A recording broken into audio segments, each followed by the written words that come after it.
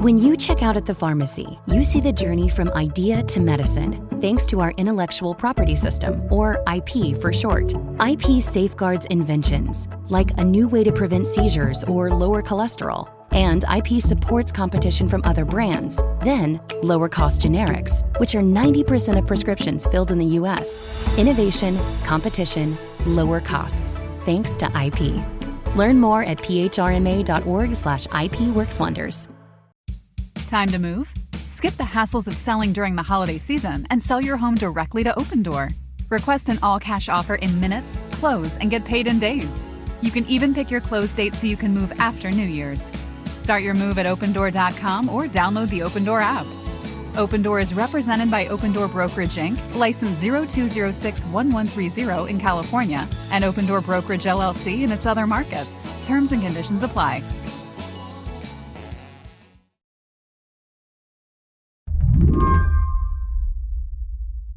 Jim, are you ready to surge one more time? Yeah, I kind of have to be. Because I have to. You're like, I got on this Zoom, woman. For the last few months, Slate's Jim Newell and I have been doing this thing. We call it The Surge. It's based on his newsletter, also called The Surge. It was special content for Slate Plus members. Every week, we would talk about who was up and who was down in the world of politics. Now that the year is about to come to a close, it felt like it was time for a reunion. And we wanted to invite all of you. I think it's important that people on New Year's Eve don't go out and party, but listen to our political podcast. I think they need to do that. Politics right now is chaotic, to say the least. Just before the holiday, President-elect Trump and his unelected bestie, Elon Musk, threatened to tip the government into a Christmas shutdown without even setting foot inside the White House. It all started with Elon going on X to demand the GOP back away from a government spending deal. He used a mixture of lies and bravado to make his case. Then Trump himself got involved, demanding Speaker of the House Mike Johnson raise the debt limit while he was at it. The cherry on top here was when some congresspeople started saying maybe Elon should take over as Speaker of the House. After all, the Speaker doesn't have to be a member of Congress. All this nonsense, it's surge behavior. And it's an example of how even when Republicans are winning, Trump likes flipping over the board. You know, after having been through a term and having gone into his third election for the presidency, people know him pretty well, and they know that he doesn't really actually believe in a whole lot. You know, he certainly believes in tariffs and like certain other issues here or there. But mostly what he rewards is people kind of bowing down to him. It's the end of the year, a time for looking back and looking ahead. So for our final surge of 2024, we're going to focus on the year's two biggest surgers, the guys who got us into this mess in the first place, Joe Biden and Donald Trump. Yeah, I think if we're doing year in review, we should just go to the big dogs in the room. Question, would you really say that Joe Biden surged? Like, I think of him more like a balloon suddenly deflating and zooming around the room chaotically.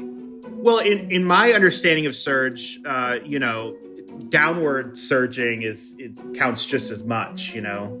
The accelerating rate of gravity. I call that a surge. Today on the show, the surge that was, the surge to come. Happy New Year. I'm Mary Harris. You're listening to What Next? Stick around.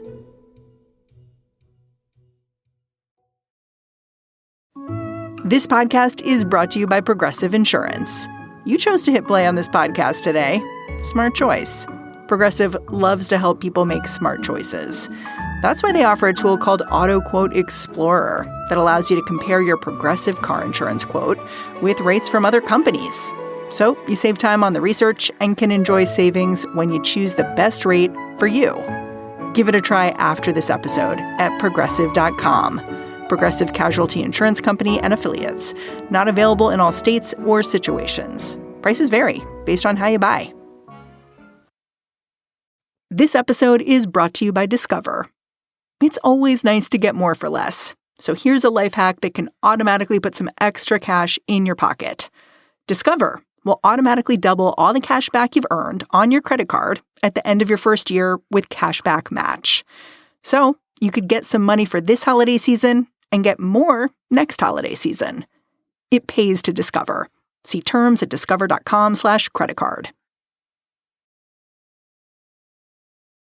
I want to start this end of year surge by looking ahead, actually, because I saw this analysis that I thought was really interesting. It was Jonathan Last over at The Bulwark, basically talking about 2025 as the year of quote unquote maximum danger from Trumpism.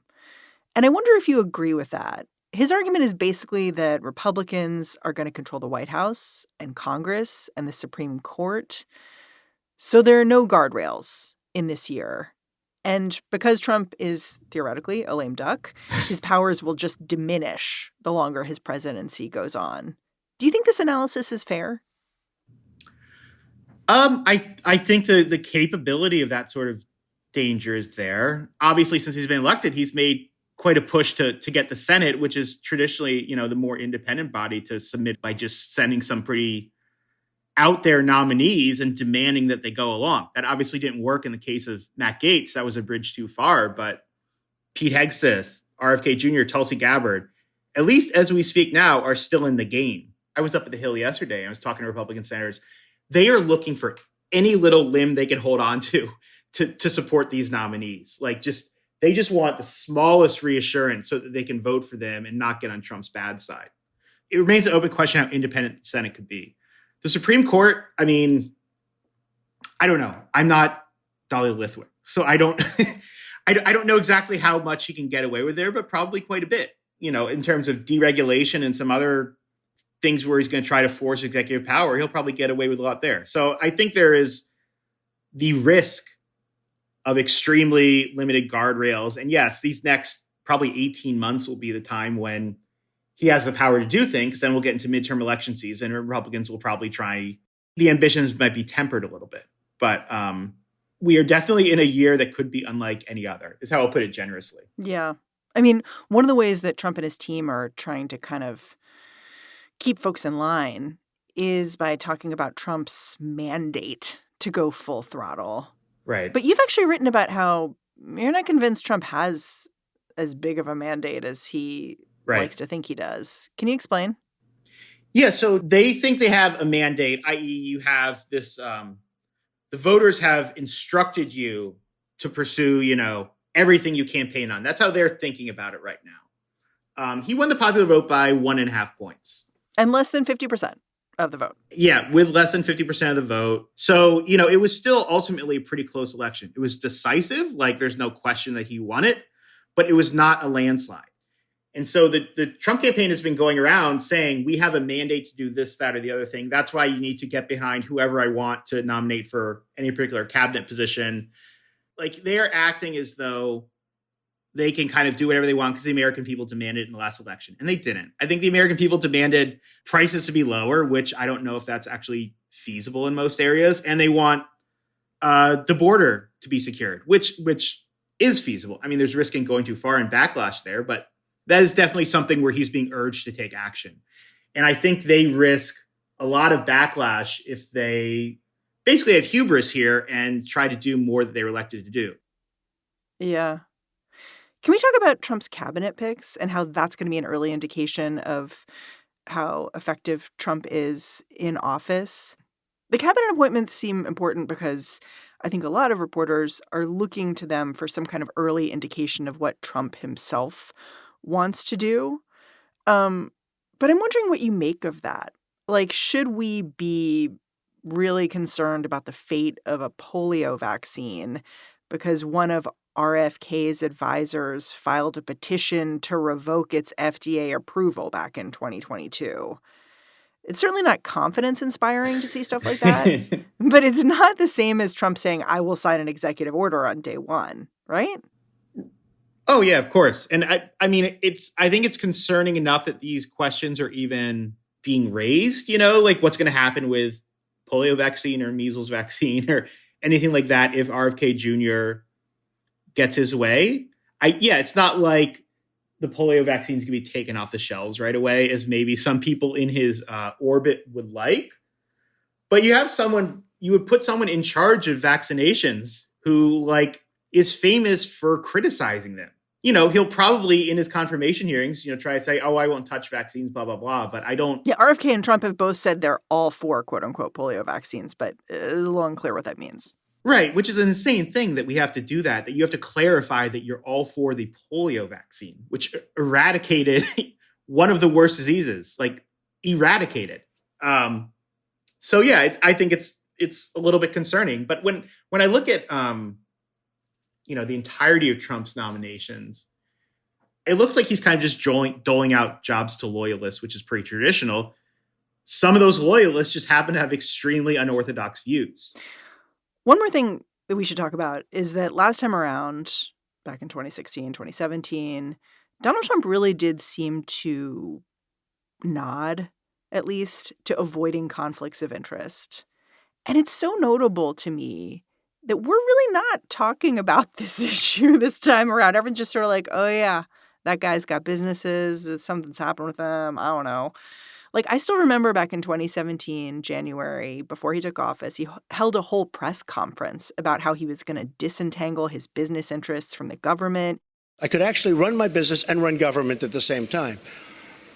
I don't like the way that looks, but I would be able to do that if I wanted to. I'd be the only one that would be able to do that. You can't do that. He had all these file folders on a table. He wouldn't let the press touch the file folders. Folders. Yeah, I remember that. Yeah, so like who knows what was in them, but he at least was like, I'm putting on a show to be like, I'm a good guy who's doing the right thing. And I don't think he actually was or did, but like he made a show of it. This time, not so much. I think if you look at where he was around that time, his first presidential transition, he had no idea what was going on. And so he had ethics advisors telling him, like, you at least have to make a show, like, say you're going to do this thing, even if you don't actually do anything. And he was like, okay, I'll do whatever you have, whatever I need to do. And now I think he probably thinks that no one cares, or that there's no way to be held accountable if he doesn't.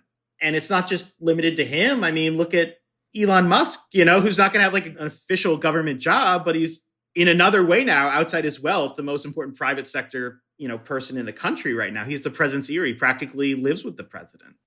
Okay, where are the Democrats in all this? I gotta ask, because it does seem like they're like easy things to criticize here. And they seem remarkably silent. Well, I think I can understand that for a couple weeks, but it's been more than that. I think just Democrats, like the voting base is exhausted right now. I mean, I know so many people who are just like, I haven't read the news since Trump won the election because it's too exhausting. I mean, the reason I read the news is because it's my job to read the news. Otherwise, I would also be taking a little vacation right now. So if you try to scream too much now, it might fall on deaf ears because people aren't really paying attention because people need a breather. I wonder if that's going to change once these confirmation hearings start, once there's kind of some spicy exchanges in these committees and people have had their kind of like, okay, we had our post-election break. Let's come back now and do the work of kind of protesting some of this stuff. That's such a generous take. Like they're reserving their strength. I mean, David Dayen over at the American Prospect has put it a different way, which is the Democrats are a rudderless ship.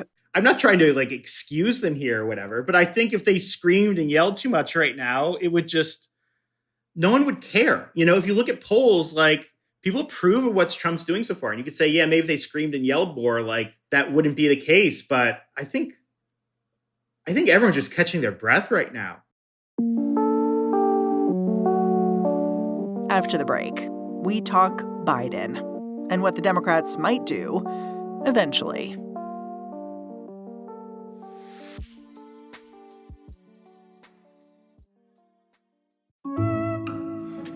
This podcast is brought to you by Progressive Insurance. You chose to hit play on this podcast today? Smart choice. Progressive loves to help people make smart choices, and that's why they offer a tool called Auto Quote Explorer that allows you to compare your Progressive car insurance quote with rates from other companies, so you can save time on the research and can enjoy savings when you choose the best rate for you. Give it a try after this episode at Progressive.com. Progressive Casualty Insurance Company and Affiliates. Not available in all states and situations. Prices vary based on how you buy.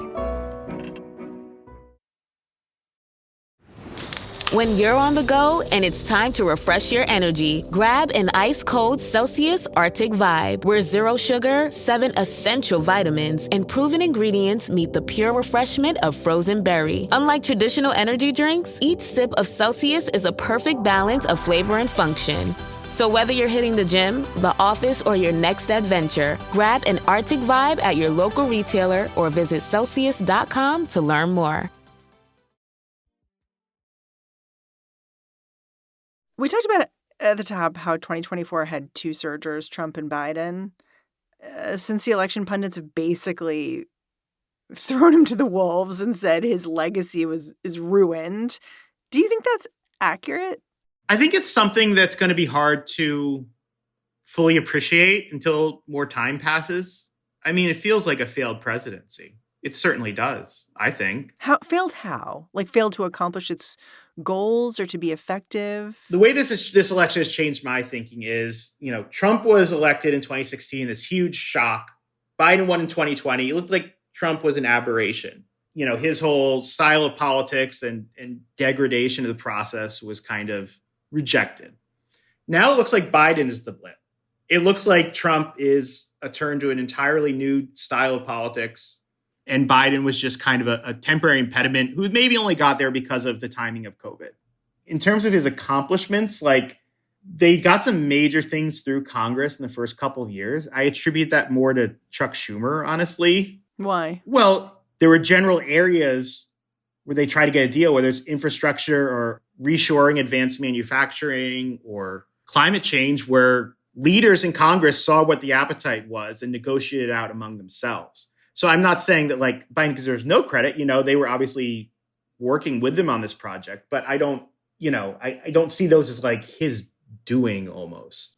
Right now, it feels like Biden's legacy is he was too stubborn to get out of the way. When he was the American people, there was clear data that they did not think he should run again. And he stayed in too long. And that may have made a difference. You've written about Biden publicly grappling with this turn to a new style of politics, specifically when he talked about stimulus checks and the fact that, Donald Trump signed those checks. He even delayed the checks going out so he could sign them and have a little letter explaining this is from your president, Donald J. Trump. He didn't do that. He called himself stupid for it. Is this kind of how all Democrats feel now? The real issue here was just we weren't flashy enough? Yeah, that was kind of just a pet peeve of mine, but I think it's something that Democrats should consider. The whole mindset of thinking Trump is gauche or unserious. I think they need to reconsider all the politics around that, and that maybe they need to be a little more gauche, a little less technocratic. And so, for example, if you have an opportunity to send checks to the American people, sign your name on it so that people know that you were the ones who sent them the check. Because that was something that Trump did and something that Biden didn't do because they thought, oh, it might delay the checks, or, oh, we're more responsible than that. It's not about building our egos. It's well, you kind of need to build your ego. Yeah. I mean, I called this election the death of the they go low, we go high approach. Because that's part of that. Yeah. And really that approach, which you saw with both Joe Biden and Kamala Harris's campaign, I would argue, it sprang from one person, I think, which is former President Barack Obama. That was his approach. And the idea was he was so successful, we will just keep trying to replicate that approach. Our colleague Alex Salmon wrote an article basically saying the lesson of this election was we need less Obama-style politics, not more. Does that seem like a lesson Democrats are taking, or they just don't know yet? Or do you see something different? I think they just don't know. I think Obama-style politics, that can be interpreted in so many different ways. I think Obama's kind of calm, lawyerly, technocratic approach, that's not really appealing to people as much anymore. On the other hand, Obama did not make some of the really huge mistakes that Biden made, along the border specifically. I think Democrats have to find a new way forward in immigration that's a better balance between humane and too permissive for where the public is.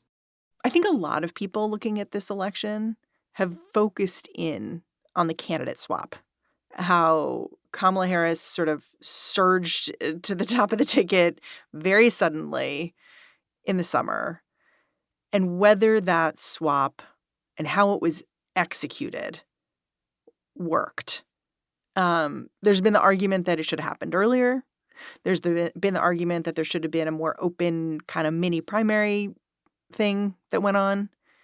How do you feel about this candidate swap now that we have like 2020 hindsight about it? I think that it was a huge mistake that it had to happen so late. Like in the ideal world, if you could go back and draw it up, Biden would have announced a couple years before the election that he wouldn't run again. And then you could have had a normal primary where people could have shown their mettle on the campaign trail. And then we get, we figure out who there's the most organic support for among Democrats.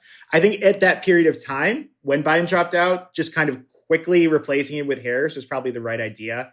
But I'm not sure that Harris was the best candidate Democrats had. I think she was just way too cautious in a lot of ways. But I think for Democrats, and this is important, she did a huge service for them because she probably, in losing to Trump only pretty narrowly, like she probably saved them a lot of Senate seats and a lot of House seats. So she did the job in that sense. All right. Time to take a step back, talk about your resolutions for the year ahead, because it is the end of 2024. So you're about to dive into another 4 years of Trump on the Hill. What's your guiding light, Jim? What's your resolution? Oh, geez, I didn't think about this. I saw someone post the other day that they're going to focus on what Trump does and rather than what he says. I think it's a good guiding light. Like, don't take the bait every morning. Don't freak out about every little thing he says and then go and run to 10 senators to get their reaction to it. Like, look at the policy. So I think that's something that I'll try to keep in my head going forward. Yeah. I think it's also just so important to talk about why we're talking about certain issues. Like, the reason we're talking about something is because of XYZ. And I just think it's really important to understanding what's going on right now. And I also think, I really hope a lot of journalists at Slate and everywhere else laser focus on big industries, big agriculture, big food, big pharma, and like where they're spending their money. Because I think so much is going to be for sale in this administration. And that's going to be really important to just keep your eye on that. Because I think the talking points will change once the money starts flowing. Jim Newell, really grateful for you. Happy New Year. Happy New Year. Jim Newell is a senior politics writer at Slate. He also writes the great Surge newsletter. It comes into your inbox once a week. It's fantastic. Go check it out. And that's our show. What Next is produced by Paige Osburn, Elena Schwartz, Rob Gunther, Anna Phillips, and Madeline Ducharme. We are led by Alicia Montgomery. Ben Richmond is the senior director of podcast operations here at Slate. And I'm Mary Harris. Go track me down on Blue Sky if you'd like. I'm at Mary Harris. Thanks for listening. Catch you back here next time.